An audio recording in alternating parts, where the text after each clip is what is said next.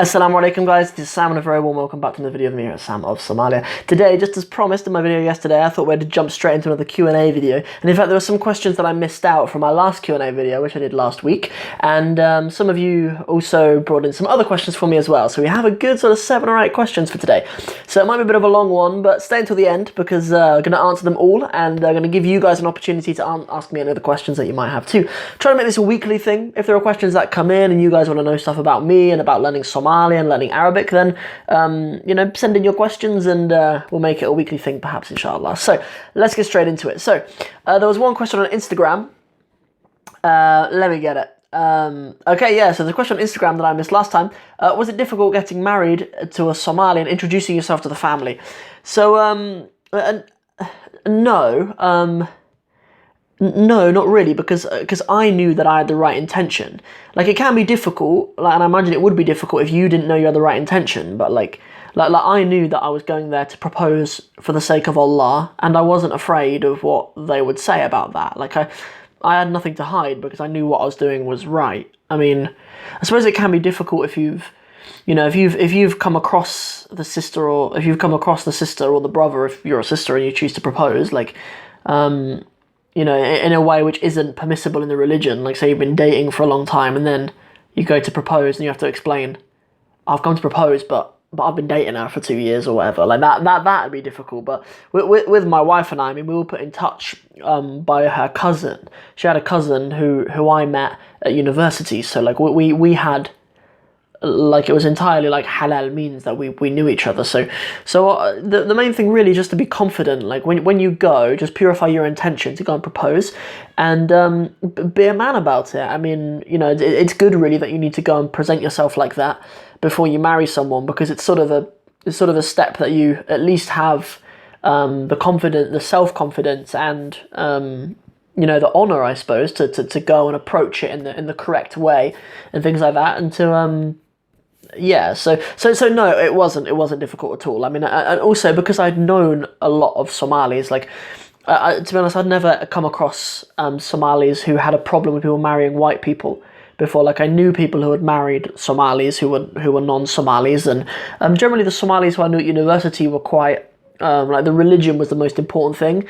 So no, I wasn't worried about it. Since starting YouTube, obviously, and I've come across, unfortunately, people who are not okay with it, who are in the real minority. I mean, if I was an atheist and I wanted to go propose to a Somali, like I'd be worried about their family, because like, some of the most vulgar and horrific attacks against me have been by Somali atheists. Like, yeah. So the only place where there's any animosity towards marrying into Somalis, if you're a non-Somali, is only from your atheists. Like, the people who are up on their religion are above that, and yeah. So no, I wasn't. I knew my wife was from a religious family, so I knew it wouldn't be a problem. And I knew that even if it was a problem, I knew that I knew evidences from the religion to support myself anyway. So that was the only thing that I was really worried about. So I've got some other questions on the YouTube. So let me get down to them. There was a sister. I don't know if it's a sister. I'm very sorry actually if it's a brother. An Untapped Happiness. Very nice name. So yeah. So we have some questions here. Let's get straight into them. This is actually quite similar. This is actually a bit of a similar question. Have you and your wife faced any discrimination as an interracial couple? No, never. I don't know if sometimes these questions come from other European countries or places like outside of Europe, because in the UK, no, you don't really get that. And even like now, we live in a little village in Cornwall. Like, there are no other black people here.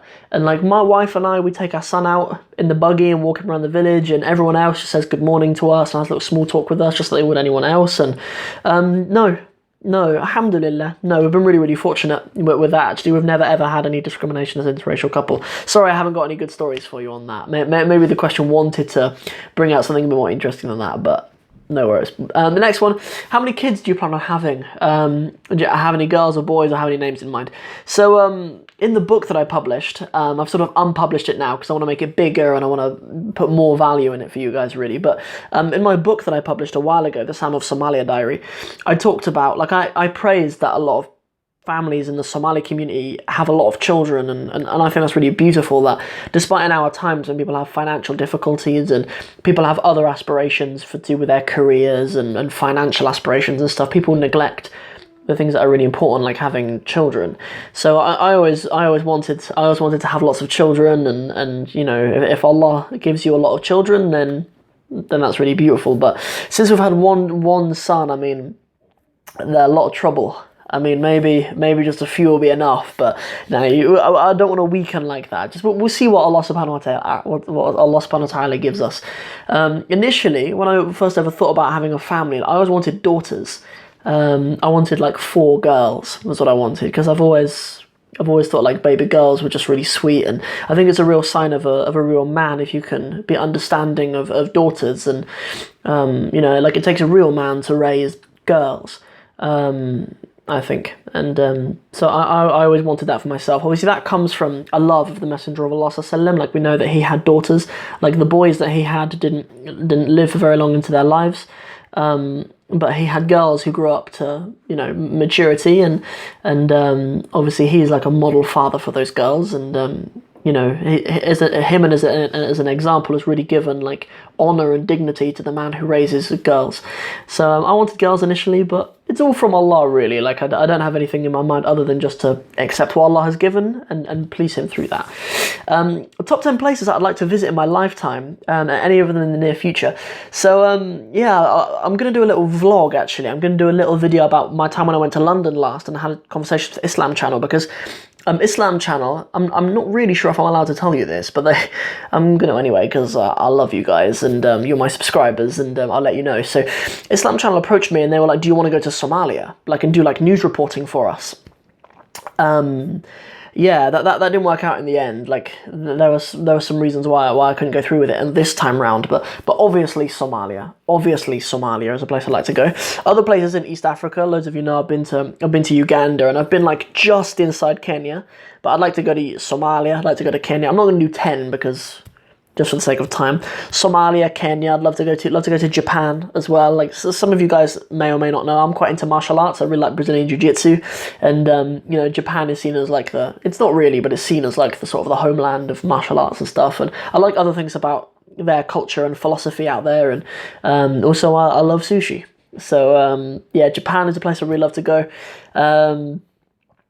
Yeah, Turkey as well. I'd love to go to Turkey. Yeah, and then in the near future, really, like my wife and I, as soon as we have the financial means to, really our only objective is Hajj. Like there's no family holiday, there's no luxurious anything that we really want to do before making Hajj. That's like our priority, really, to make Hajj. Yeah, to make pilgrimage to the sacred mosque in Mecca, and that's kind of our main thing. So those are a few kind of places that I'd really like to travel to. Yeah, but the ones on the top of the list really after making Hajj, obviously, Somalia, Kenya, maybe Tanzania, Zanzibar, other places, East Africa. I really got my eye on Djibouti, maybe. I'm always looking for like what are the best places to go to learn Somali, other than like Shepherd's Bush in London. And like, I don't know, Kenya seems like a good option. And Djibouti, my old Somali teacher from university, the one who wrote that book behind me, I think he learned in Djibouti, I think. Like for people from the UK, it's much easier to go to Djibouti, I think, than a lot of places in Somalia, just sort of security-wise. So, yeah, so just a couple of other questions. So one of them was Arsenal or Chelsea. So actually, I used to support Arsenal until, because I sort of always had this idea that they were like a working class club, and yeah, I always had that in mind. They're a bit working class, like they're actually a profitable club, unlike most clubs that waste more money than they earn. And I always thought like Arsenal was like a good club like that. But yeah, but apparently, like my brother was telling me that Arsenal's like one of the most expensive teams to go and watch. I think that's a real shame. Like I thought they always priced their tickets cheaper so that like working class people could go and watch them, and I liked that. But recently, I know Everton Football Club, they banned the Sun from their press conferences and stuff, so I'll support Everton now. Like that's just awesome for a football club to do that. So yeah, Everton, I like Lukaku up front as well. I remember playing FIFA when I was like 16 maybe, and I remember finding Lukaku on career mode and thinking like, whoa, this guy he's a big fella. He's huge. I know he's going to be good. So, you know, I like to see that he's come over to the Premiership now. At that point, I think he was playing in Belgium, but yeah. Anyways, so actually, neither of them, not Arsenal nor Chelsea. I like watching them both play, but yeah. And then the last question was from the same person on my YouTube channel. Was would we allow our son, or would we encourage our son to marry a Somali? And actually, no. But that doesn't mean we'd discourage him from it. Because when that question came in, I asked my wife about it. I was like, would we encourage him to marry Somali? And my wife was like, yeah, I'd like him to. Like, it'd be good for making sure he speaks, you know, Afghan Hoyo, and it'd be good for making sure that, like, you know, like Somali kind of culture stays within the family and stuff. But really, like, when we sat down and we really talked about it, like, actually what was right, to be honest, the only thing that we'd encourage towards is just marrying someone who's religious. Like, Islam is really the only important thing, to be honest, for us. Like, you know, even like with my wife and I, like, we're a classic example of that, how like the two of us come from such different backgrounds in like every way you can imagine, but simply because we both accept Tawheed, and simply because we're both committed to the Quran and the Sunnah. Like, we're almost married for 2 years, and incredibly happily, alhamdulillah. So yeah, that's all the questions for now. We did a fair few of them. If you have any other questions for me, then please just stick them in the comments. Sorry we haven't had many like Somali language videos. I've got a couple coming up. I want to start doing like reviews of apps, because couple of apps have popped up in the App Store for learning Somali, and I'd like to start doing some reviews of some of those, or even Somali language learning books. Do some reviews of those, and I have a Somali language video coming out on Sunday, definitely. I remember a little while ago I started doing my intro to the video saying, you know, this is Somali with Sam Sundays. So I'm going to keep on doing that. We're going to keep on having like something strictly Somali language on Sundays. And I've also made the decision to start bringing out one Arabic language video a week. It'll either be on a Tuesday or a Wednesday. And that's going to be branded slightly differently. You know, you might notice that all of my videos have like a red bit and a blue bit around it. They have like a little rim around them and blocks in white. That's kind of like how I'm doing my custom thumbnails now. And it'll be slightly different. Like, there'll be different colours in the border, so that you can see that, so you'll be able to see straight away that's an Arabic language video. And if you're interested in it, you can click on it, but if not, then, you know, no pressure. Next video coming up is about making money on YouTube. It's about me making money on YouTube, so please come back for that. That's still a little bit vloggy, but it is going to be relevant to the Somali community, and very, very relevant for my channel, and very, very relevant considering in one of my previous videos, when I talked about the hardships that are going on in Somalia at the moment, I sort of made a promise that money that would come in through ads on my video, I would give straight to Somalia. So it is relevant for that. So please check in for the next video, which will be coming up tomorrow, which is, subhanAllah, Wednesday already. Week flies by.